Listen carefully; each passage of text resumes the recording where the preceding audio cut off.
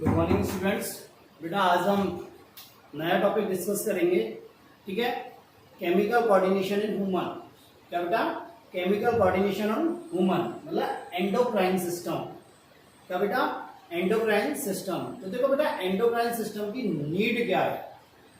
ठीक है, देखो हमारी जो बॉडी है उसकी जितने भी फिजियोलॉजिकल एक्शन है,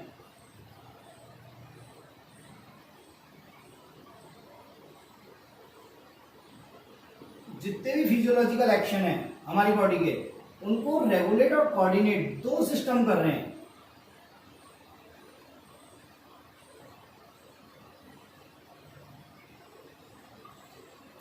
रेगुलेट और कोऑर्डिनेट क्या कर रहे हैं? दो सिस्टम कर रहे हैं। कौन कौन से सिस्टम कर रहे हैं बेटा? देखो, एक तो कर रहा है neural system. Neural system means nervous system.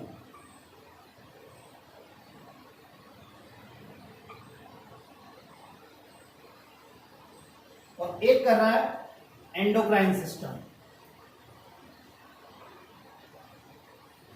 कौन कर रहा है बेटा? Endocrine system. जितने भी फिजियोलॉजिकल एक्शन है बॉडी के, जितने भी बॉडी के फिजियोलॉजिकल एक्शन है, वो क्या कर रहा है? उसको कौन कर, उसका रेगुलेशन और कोऑर्डिनेट कौन कर रहे हैं? दो सिस्टम कर रहे हैं बॉडी के, न्यूरल सिस्टम और एंडोक्राइन सिस्टम। ठीक है, देखो बेटा, इस न्यूरल सिस्टम जो होता है, इसका एक्शन क्या होता है? फास्ट होता है। क्या होता है? फास्ट होता है। और क्या होता है? पॉइंट टू पॉइंट होता है, मतलब एग्जैक्ट होता है। पॉइंट टू पॉइंट होता है, एग्जैक्ट होता है। और शॉर्ट लाइफ होता है।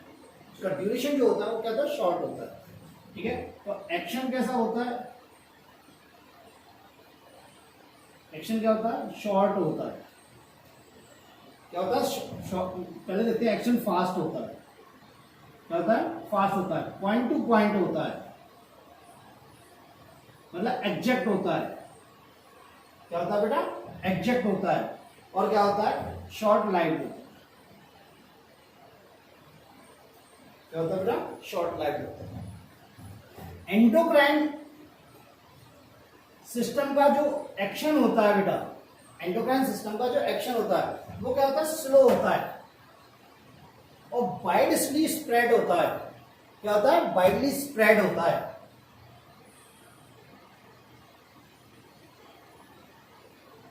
वाइडली स्प्रेड होता है और लॉन्ग लास्टिंग होता है।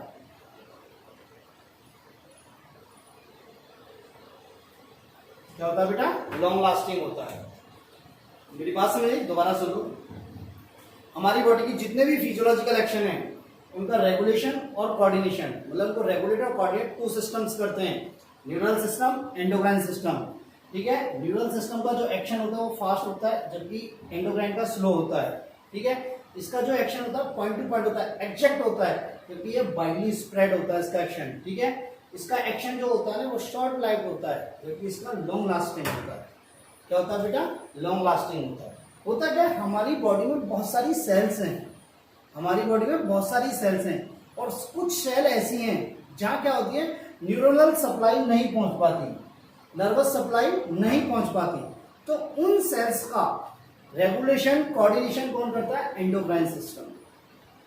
उन सेल्स का क्या करता है? रेगुलेशन और कोऑर्डिनेशन कौन करता है? Endocrine system. अगेन सुन लो, देखो क्या होता है कि हमारी बॉडी में बहुत सारी सेल्स होती हैं, ट्रिलियंस ऑफ ट्रिलियन सेल्स होती हैं। तो कुछ सेल्स ऐसी होती है जिनमें न्यूरोनल सप्लाई नहीं हो पाती, वहां तक न्यूरोनल सप्लाई रीच नहीं होती, पहुंच नहीं पाती।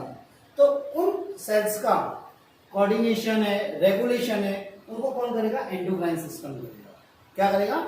Endocrine system.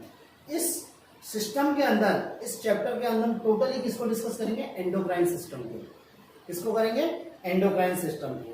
तो देखो बेटा, एंडोक्राइन सिस्टम की स्टडी को क्या बोलते हैं? Endocrinology. Study of endocrine system is called endocrinology.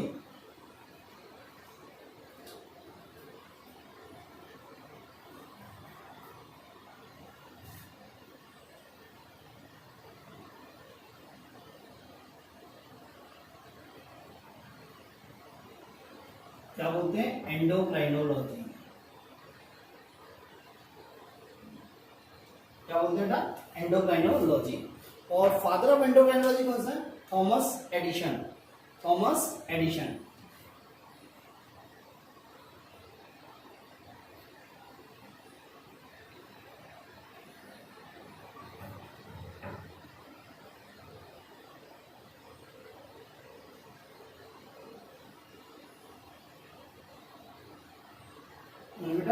Thomas Edison. ठीक है, तो study of endocrine system is called endocrinology. क्या बेटा? Endocrinology. Father of endocrinology Thomas Edison. क्या बेटा? Thomas Edison. ठीक है, देखो इसको अपन डिस्कस करने से पहले मैं आपको बताता हूँ ग्लैंड्स कितने टाइप्स की होती है, टाइप्स ऑफ ग्लैंड्स। तो देखो ना, जो ग्लैंड्स होती है ना, ग्लैंड्स ये 3 टाइप्स की होती हैं। 3 टाइप्स की होती हैं। एक तो होती है एंडोक्राइन ग्लैंड। क्या होती है बेटा? Endocrine gland. एक होती है एक्सोक्राइन ग्लैंड। क्या होती है बेटा? Exocrine gland. और एक होती है मिक्स ग्लैंड। क्या होती है बेटा? Mix gland. और इनको हेट्रोक्राइन ग्लैंड भी बोलते हैं। मिक्स ग्लैंड को और क्या बोलते हैं? Heterocrine gland. क्या होता है इस मिक्स ग्लैंड में? दोनों पार्ट होते हैं, एंडोक्राइन भी पार्ट होता है और एक्सोक्राइन भी पार्ट होता है। बात क्लियर है? देखो एंडोक्राइन ग्लैंड का जो सीक्रेशन है उसको क्या बोलते हैं? हार्मोन। क्या बोलते हैं? हार्मोन। इसके सीक्रेशन को क्या बोलते हैं बेटा? हार्मोन। और इसके सीक्रेशन को क्या बोलते हैं? एंजाइम। क्या बोलते हैं बेटा? एंजाइम। सेकंड थिंग, जो एंडोक्राइन ग्लैंड्स होती हैं वो अपने सीक्रेशन को डायरेक्ट किसमें डालती है? ब्लड में। एंडोक्राइन ग्लैंड्स अपने सीक्रेशन को डायरेक्ट किसमें सीक्रेट करती है? ब्लड में। ठीक है, तो ब्लड में जब ये डायरेक्ट उसको सीक्रेट करती है तो इनमें क्या होती है? डक्ट नहीं पाई जाती। क्या नहीं पाई जाती? डक्ट नहीं पाई जाती। इसलिए क्या बोलते हैं? Ductless gland. क्या बोलते हैं? Ductless gland. तो सीक्रेशन डायरेक्ट किसमें डालती है? ब्लड में।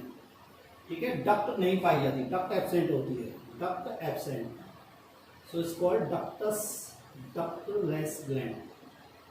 So it's called ductless. बात क्लियर है? एंडोक्राइन ग्लैंड इसके सीक्रेशन को हार्मोन कहते हैं। ये अपने सीक्रेशन को डायरेक्ट किसमें डालती है? ब्लड में। ठीक है, और ब्लड के बाजू कहां पर होता है? टारगेट ऑर्गन पर। कहां पर होता है? टारगेट ऑर्गन पर। तो इनमें डक्ट एब्सेंट होती है, इसलिए क्या बोलते हैं? Ductless gland. ठीक है बेटा, ये अपने सीक्रेशन को किसमें डालती है? डक्ट में। क्या डालती है? डक्ट में। और डक्ट के बाजू को कहां पहुंचता है? टारगेट ऑर्गन पर। कहां पहुंचता है बेटा? टारगेट ऑर्गन पर। इसलिए इन्हें क्या बोलते हैं? Ductus gland. डक्ट क्या होती है? प्रेजेंट होती है, इसलिए इन्हें क्या बोलते हैं? Ductus gland. क्या बोलते हैं बेटा? Ductus gland. बात मेरी क्लियर है? मिक्स ग्लैंड में सम पार्ट एंडोक्राइन होता है, सम पार्ट एक्सोक्राइन होते हैं, बोथ होते हैं। बात समझ में आई? नेक्स्ट होते हैं इसके एग्जांपल। देखो एंडोक्राइन ग्लैंड्स के एग्जांपल क्या क्या है। देखो पिट्यूटरी ग्लैंड,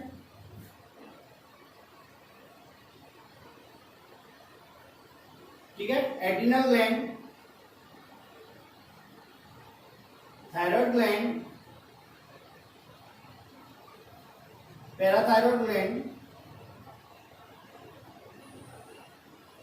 पीनियल ग्लैंड्स और एक्सेट्रा, हाइपोथैलेमस, सारे क्या है? ये एंडोक्राइन ग्लैंड है। एक्सोक्राइन ग्लैंड का एग्जांपल क्या है? सलाइवरी ग्लैंड, स्वेट ग्लैंड, ठीक है, लैक्राइमल ग्लैंड, सेबेशियस ग्लैंड। तो बेटा सेबेशियस ग्लैंड, और क्या होती है? Glands of alimentary canal, glands of GIT, gastrointestinal tract. ठीक है, ग्लैंड्स ऑफ गैस्ट्रोइंटेस्टाइनल ट्रैक्ट। मेरी बात समझ में आई? तो ये होती है ग्लैंड्स के टाइप। इस टॉपिक में हम किसके बारे में डिस्कस करेंगे? एंडोक्राइन ग्लैंड्स के बारे में। किसके बारे में? एंडोक्राइन ग्लैंड्स के बारे में। बात मेरी समझ में आई? ठीक है, तो ये देखो एंडोक्राइन ग्लैंड्स जो होती है ये 2 फॉर्म में पाई जाती हैं। ये 2 टाइप्स की होती हैं। एक तो होती है ऑर्गेनाइज्ड और एक होती है नॉन ऑर्गेनाइज्ड एंडोक्राइन ग्लैंड्स। ठीक है,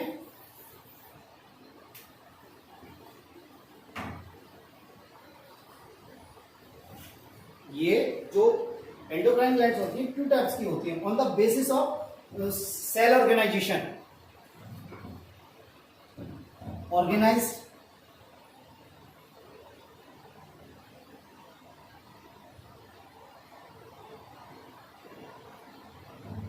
ऑर्गेनाइज्ड एंडोक्राइन ग्लैंड और एक नॉन ऑर्गेनाइज्ड।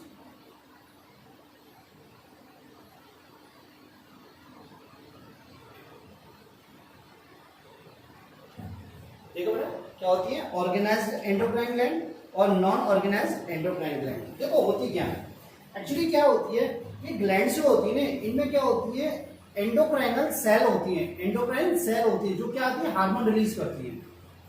क्या करती है, हार्मोन रिलीज करती है। यदि मैं एंडोक्राइन ग्लैंड को यदि एक तरह से डिफाइन करूं तो एक ग्रुप ऑफ एंडोक्राइनल सेल्स, क्या एक group of endocrine cells is called endocrine glands. ठीक है, तो इसमें जो एंडोक्राइन सेल्स होती हैं, जो एंडोक्राइन सेल्स होती है जो हार्मोन रिलीज करती हैं, वो क्या करती है टिश्यू फॉर्म में पाई जाती हैं। किसमें पाई जाती है, टिश्यू फॉर्म में। किसमें पाई जाती है बेटा, ये टिश्यू फॉर्म में। तो इन्हें क्या बोलते हैं हम, ऑर्गेनाइज्ड ग्लैंड।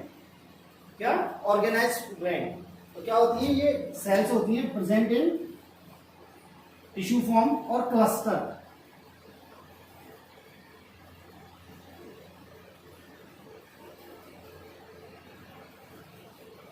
टिश्यू फॉर्म और क्लस्टर।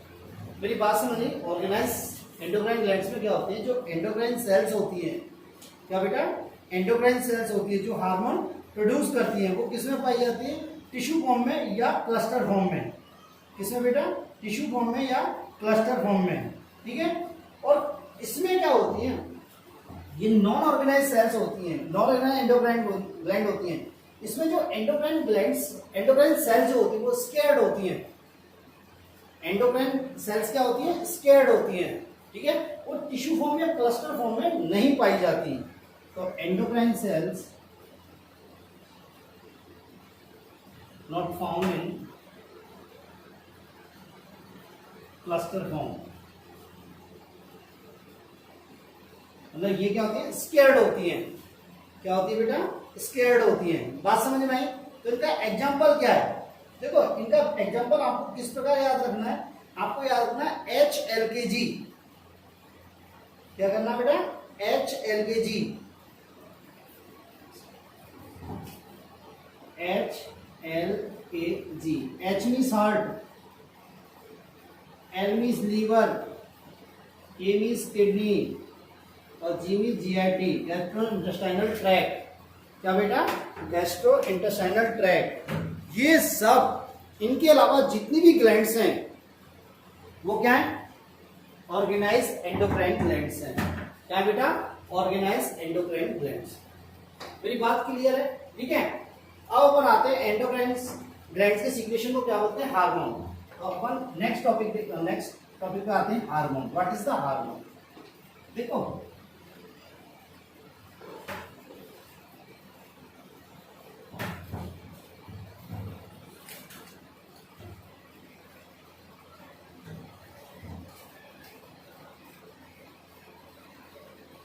हार्मोन, देखो ना हार्मोन का मीन क्या होता है, हार्मोन का मीन होता है टू एक्साइट। क्या बेटा, टू एक्साइट, उत्तेजित करना एक तरह से, टू एक्साइट। हार्मोन टर्म किसने दिया, स्टार्लिंग ने। ये टर्म किसने दिया,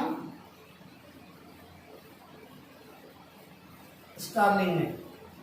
किसने दिया बेटा, स्टार्लिंग ने टर्म दिया था। ठीक है, और फर्स्ट हार्मोन, क्या बेटा, फर्स्ट हार्मोन जो डिस्कवर हुआ वो कौन सा था, सिक्रेटिन। क्या बेटा, सिक्रेटिन। फर्स्ट हार्मोन कौन सा था, सिक्रेटिन। और उसको किसने डिस्कवर किया, वायलिस और स्टार्लिंग।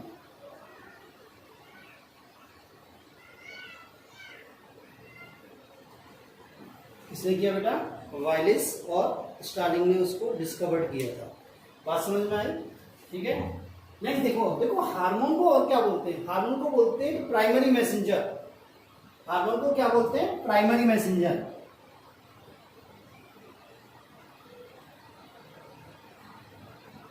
और क्या बोलते हैं, केमिकल मैसेंजर।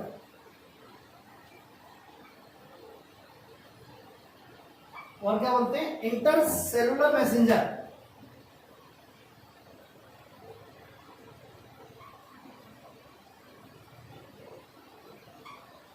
क्या क्या बोलते हैं बेटा, प्राइमरी मैसेंजर।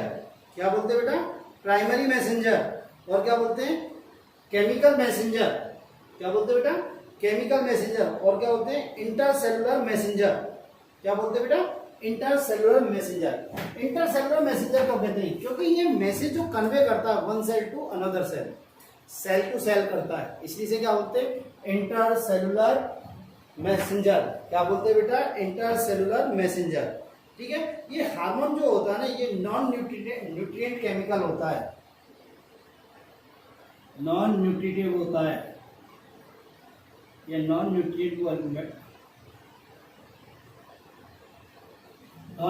होता है, मतलब इसकी कोई न्यूट्रिशन वैल्यू नहीं होती, इसकी कोई न्यूट्रिशन वैल्यू नहीं होती। दूसरी बात, बहुत ट्रेस अमाउंट में ये रिलीज होता है, रिलीज या secreted in very small quantity।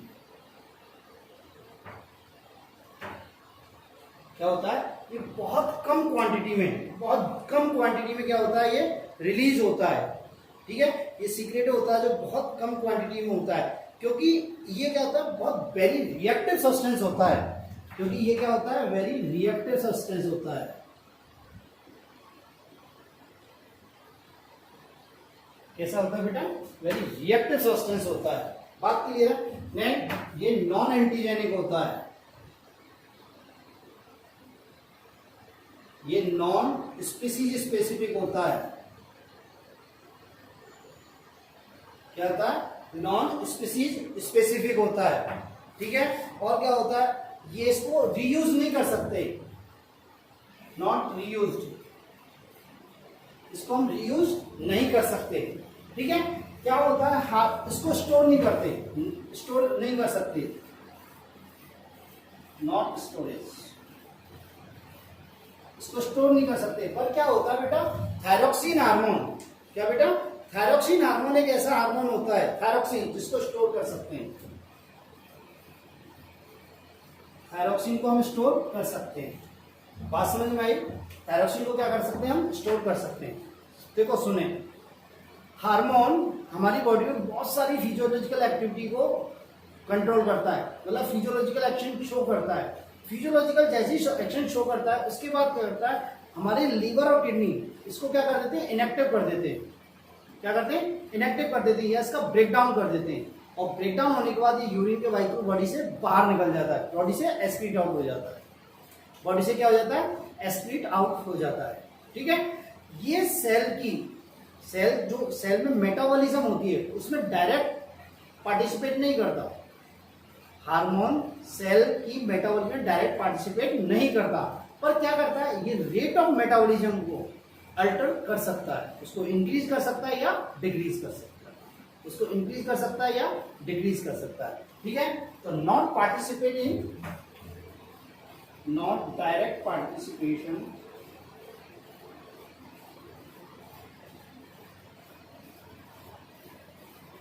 in cell metabolism,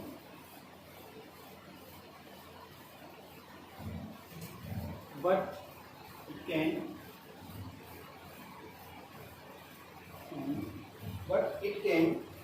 alter the rate of metabolism.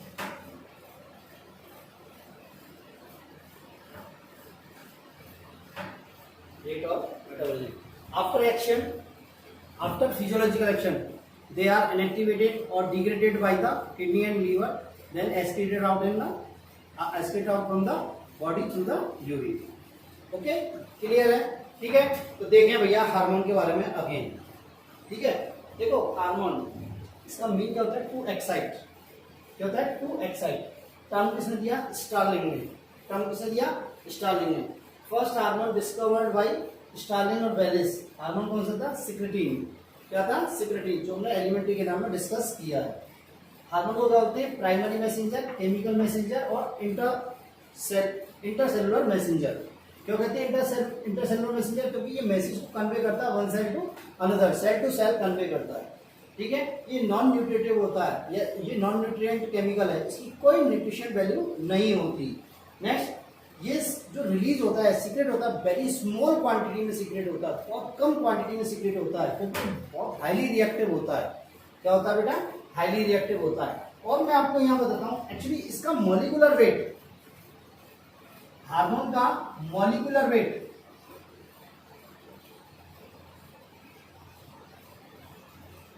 Size क्या होता है? लो होता है। मॉलिक्यूलर वेट भी लो होता है, साइज भी क्या होती है? स्मॉल होती है। क्या होती है? स्मॉल होती है। सॉल्युबिलिटी की बात करें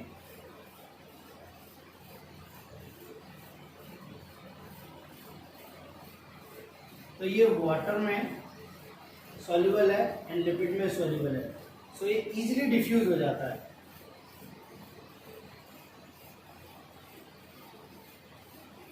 इजीली क्या है? डिफ्यूजिबल है। बात क्लियर है? क्या ये इजीली डिफ्यूजिबल है, इजीली डिफ्यूज हो जाता है सेल के अंदर।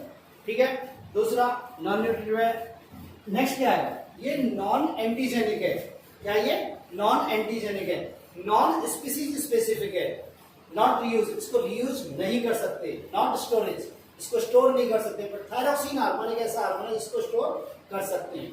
ठीक है, ये क्या करता है? सेल की जो मेटाबॉलिज्म उसमें डायरेक्ट पार्टिसिपेट नहीं करता, डायरेक्ट पार्टिसिपेट नहीं करता, पर क्या करता है? ये रेट ऑफ मेटाबॉलिज्म को अल्टर कर सकता है, कैन बी इंक्रीजेस और can be decreases. Okay, clear. After action, after physiological action, hormone को क्या कर दिया जाता है? हार्मोन इनएक्टिव हो जाता है या उसका डिग्रेडेशन या उसका ब्रेकडाउन कर दिया जाता है, किसके द्वारा? लीवर और किडनी के द्वारा। उसके बाद इसको क्या होता है? बॉडी से एक्सक्रीट आउट कर दिया जाता है, किसके थ्रू? यूरिन के बाई। ओके, ये है आपका हार्मोन। क्या बेटा? हार्मोन। ये आपको याद रखना। ठीक है, मैं आपको यहाँ बता रहा हूँ, एक चीज एक्स्ट्रा बता रहा हूँ। हार्मोन प्राइमरी मैसेंजर है। हार्मोन क्या है? Primary messenger. CAMP और IP3 सेकेंडरी मैसेंजर है, जो मैं अभी बता दूंगा। और कैल्शियम आयन टर्सरी मैसेंजर है। कैल्शियम आयन क्या है? Tertiary messenger. बात मेरी यहाँ तक क्लियर है। नेक्स्ट देखते हैं mechanism of action, mechanism action of hormone.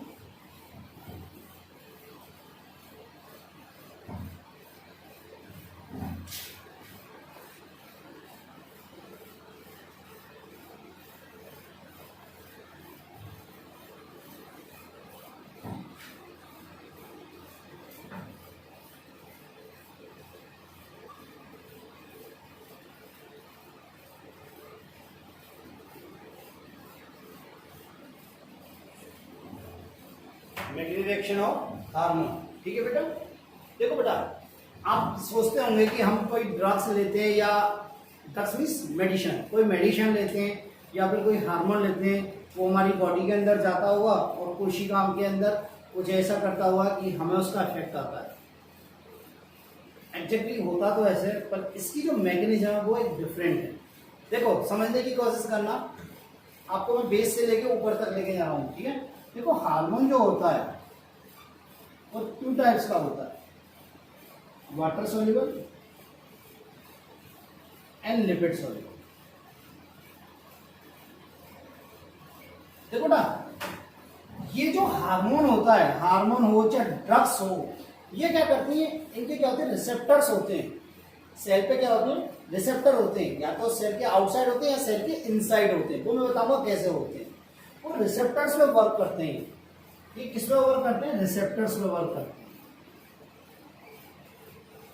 किस पे वर्क करते हैं? रिसेप्टर से वर्क करते हैं। और रिसेप्टर से फिर क्या होता है? बहुत सारी रिसेप्टर से जब ये रिएक्ट करते हैं तो बहुत सारे बायोकेमिकल रिएक्शंस होती हैं, बायोकेमिकल चेंजेस होते हैं, कन्फर्मेशनल चेंज होते हैं।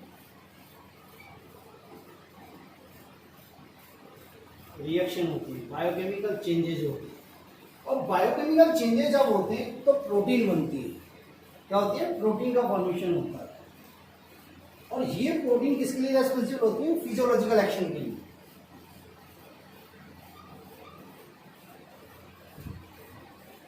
फिजियोलॉजिकल एक्शन या फार्माकोलॉजिकल एक्शन कह सकते हैं।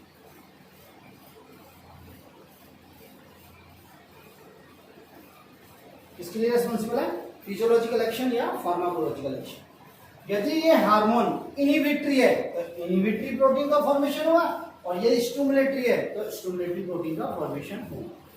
बात मेरी क्लियर है? देखो बात आता है रिसेप्टर्स। क्या था? रिसेप्टर्स। देखो रिसेप्टर्स के बारे में अपन देखते हैं। ये अपनी एक सेल है, एनिमल सेल है, ठीक है। और ये हमारी क्या है? Cell membrane. ये क्या हमारी? सेल मेम्ब्रेन, ठीक है। ये क्या हमारा? न्यूक्लियस।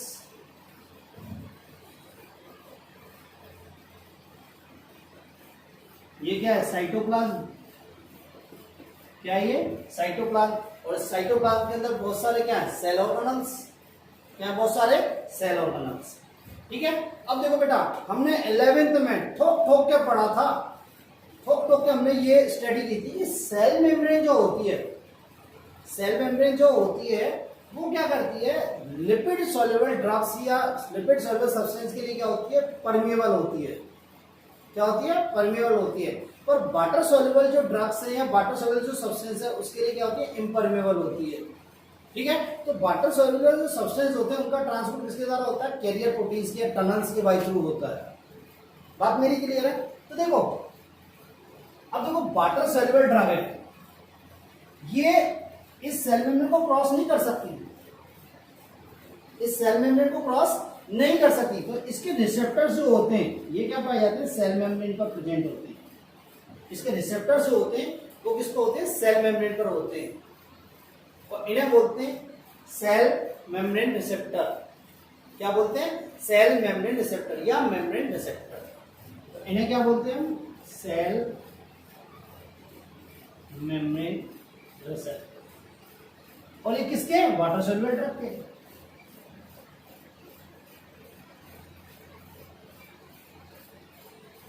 किसके बेटा? वाटर सॉल्युबल ड्रग्स के, ठीक है।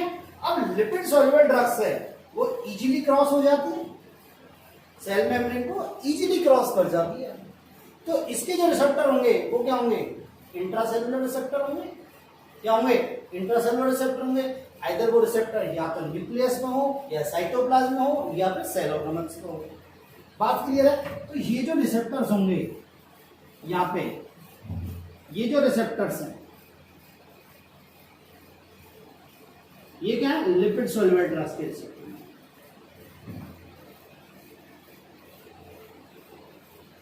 ठीक है। और इन्हें क्या बोलते हैं? Intra cellular receptors.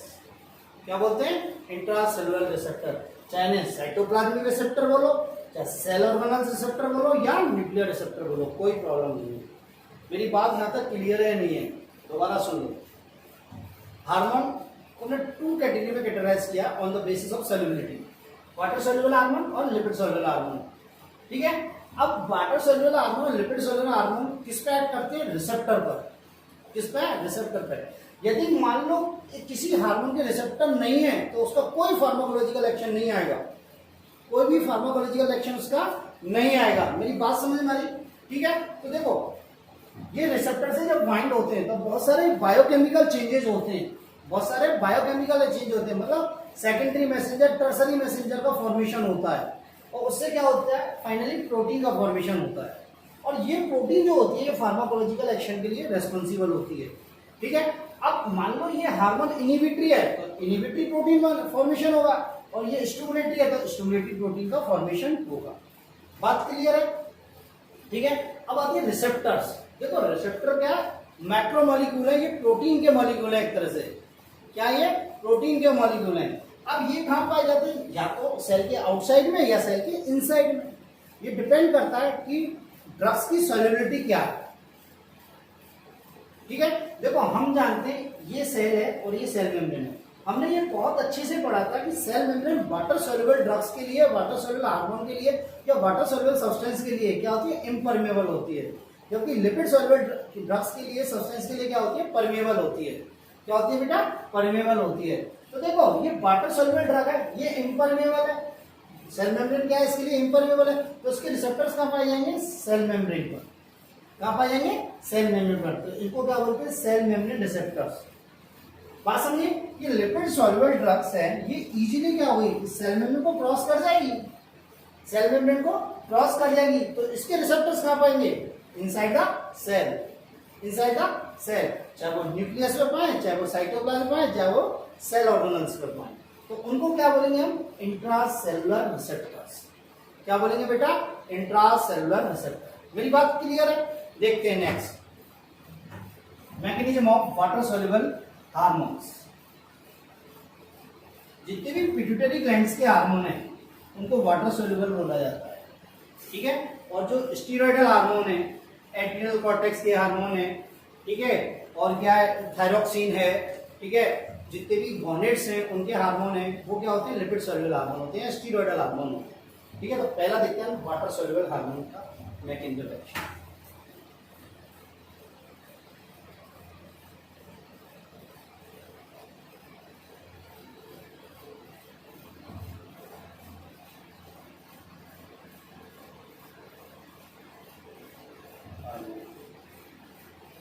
एग्जाम्पल क्या,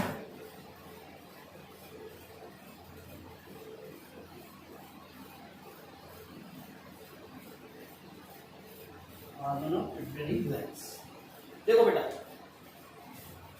ये हमारी ग्लैंड है, ये क्या रिलीज करेगी, हार्मोन, इसमें ब्लड में, इसमें ब्लड में, ब्लड के बाई थ्रू कहां पहुंचेंगे, टारगेट ऑर्गन पर, इसमें पहुंचेंगे टारगेट ऑर्गन पर, ठीक है। टारगेट ऑर्गन पर क्या प्रेजेंट है, रिसेप्टर।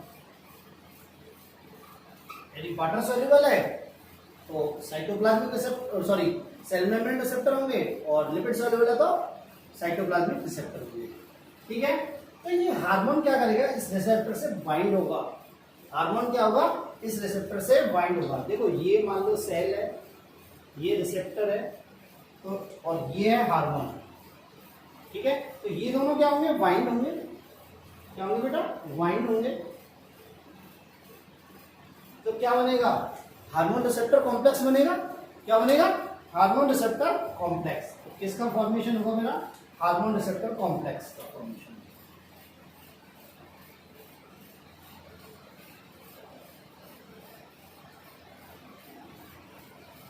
अब ये हार्मोन रिसेप्टर कॉम्प्लेक्स क्या करेगा, in case of water soluble, in case of water soluble ये क्या करेगा, सेकेंडरी मैसेंजर का फॉर्मेशन करेगा। किसका फॉर्मेशन करेगा बेटा, सेकेंडरी मैसेंजर का, ये जनरेशन ऑफ सेकेंडरी मैसेंजर, ठीक है। तो क्या करेगा, फॉर्मेशन ऑफ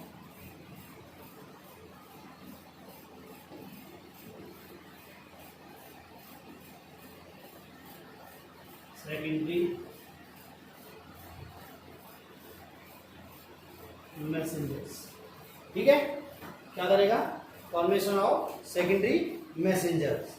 अब देखो सेकेंडरी मैसेंजर कौन कौन से हैं, देखो बेटा, एक तो है साइक्लिक एएमपी, एक है आइनोसिटोल ट्राइफॉस्फेट, क्या बेटा, आइनोसिटोल ट्राइफॉस्फेट, और एक आपकी बुक में दे देगा कैल्शियम आयन। पर एक्चुअली कैल्शियम आयन जो होता है वो टर्सरी मैसेंजर होता है, क्या होता है बेटा, टर्सरी मैसेंजर होता है।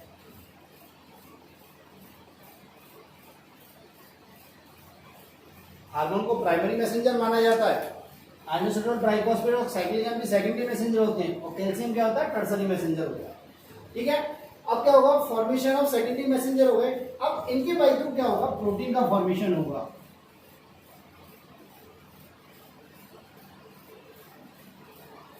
इसका फॉर्मेशन होगा, प्रोटीन का फॉर्मेशन होगा, और ये प्रोटीन किसके लिए रेस्पॉन्सिबल होगी बेटा, फार्माकोलॉजिकल एक्शन के लिए, फार्माकोलॉजिकल या फिजियोलॉजिकल कुछ भी बोलो, कोई प्रॉब्लम नहीं है।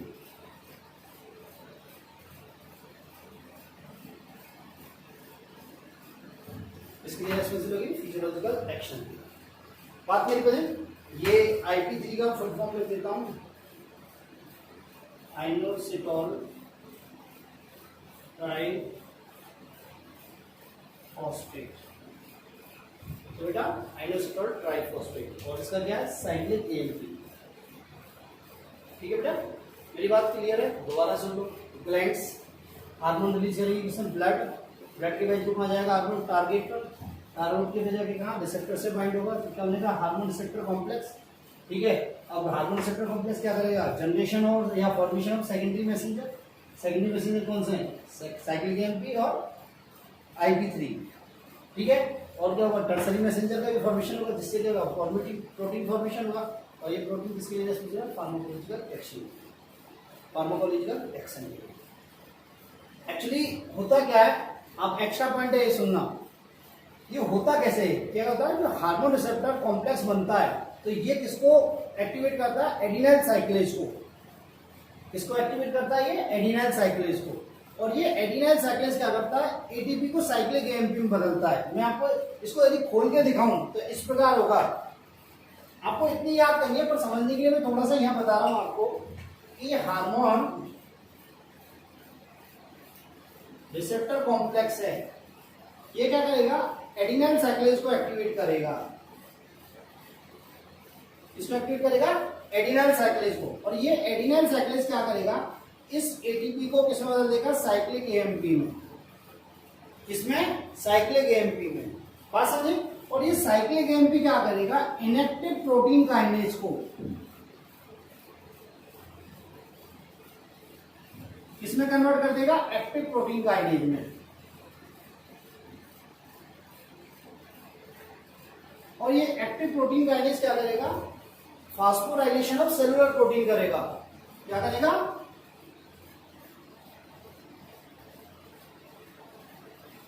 Phosphorylation of cellular protein. और इसके बाई थ्रू क्या बनेगी, न्यू प्रोटीन बनेगी। क्या बनेगी,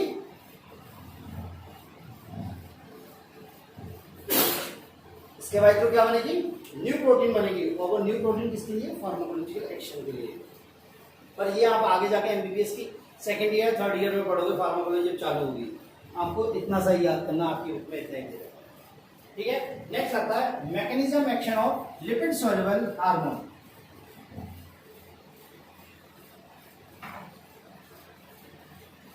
mechanism action of lipid soluble hormone.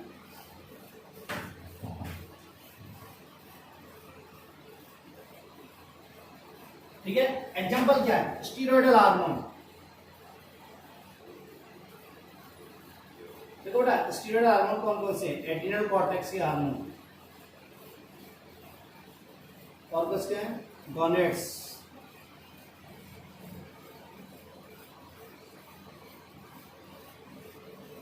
और किसके, थायराइड, थायरोक्सिन भी इसी प्रकार एक्शन लिपिड सॉल्युबल ही है, लिपिड सॉल्युबल की तरह एक्शन देखा। ठीक है, तो देखते हैं कैसे होगा। देखो ग्लैंड्स हैं, क्या रिलीज करेंगी, हार्मोन। इसमें ब्लड में, ब्लड के वैल्यू आ जाएगा टारगेट ऑर्गन पर, और टारगेट ऑर्गन पे क्या है, रिसेप्टर हैं। तो हमारी ड्रग हार्मोन कैसे हैं, लिपिड सॉल्युबल, तो रिसेप्टर कैसे होंगे, इंट्रासेलुलर।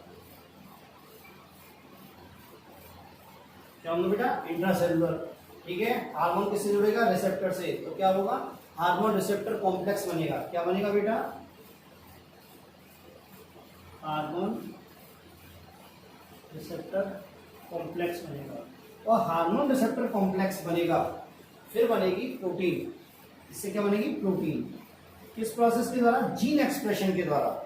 इसके द्वारा बेटा, जीन एक्सप्रेशन के द्वारा। मैं बताता हूं जीन एक्सप्रेशन क्या होगा, जीन एक्सप्रेशन इसके द्वारा बेटा, जीन एक्सप्रेशन के द्वारा। तो देखो बेटा, जीन एक्सप्रेशन क्या होता है,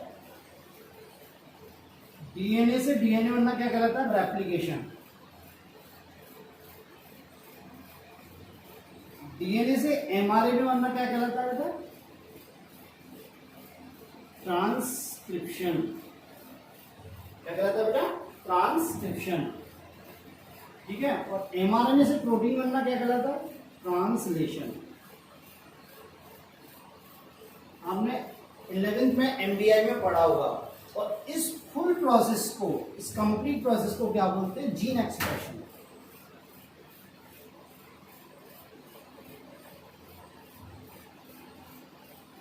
क्या बोलते हैं, जीन एक्सप्रेशन। आपने सेंट्रल डोग्मा पढ़ा होगा, क्या पढ़ा होगा, सेंट्रल डोग्मा, वो ये डीएनए से डीएनए बनना, रेप्लिकेशन, डीएनए से एमआरएनए ट्रांसक्रिप्शन, एमआरएनए से प्रोटीन ट्रांसलेशन। ठीक है, तो इससे क्या बनी प्रोटीन, क्या बनी प्रोटीन। यदि ये हार्मोन इनहिबिटरी है तो इनहिबिटरी प्रोटीन, स्टिमुलेटरी है तो स्टिमुलेटरी प्रोटीन। और ये प्रोटीन किसके लिए रेस्पॉन्सिबल है, फार्माकोफिजियोलॉजिकल एक्शन के लिए।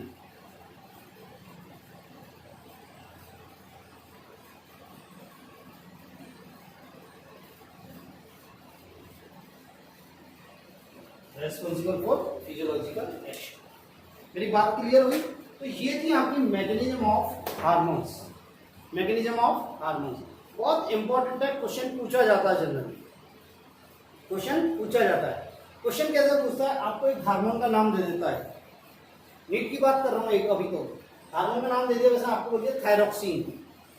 थायरोक्सिन कौन सा किस तरह काम करेगा, आपको दे दिया IP3 का निर्माण करेगा, एसिटाइल IP3 का निर्माण करेगा, या फिर साइक्लिक MP का निर्माण करेगा, या कैल्शियम आयन का निर्माण करेगा, या उपरोक्त में से कोई नहीं। आपको उपरोक्त में से कोई नहीं देना है, मतलब नन ऑफ दीज।